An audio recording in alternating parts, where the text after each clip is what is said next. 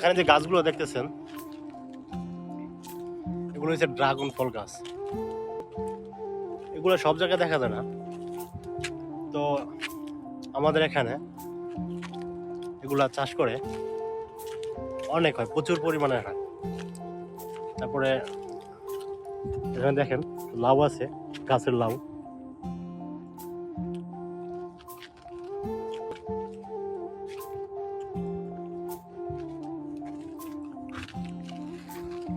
মানে কি বলবো, দেশের বাড়ি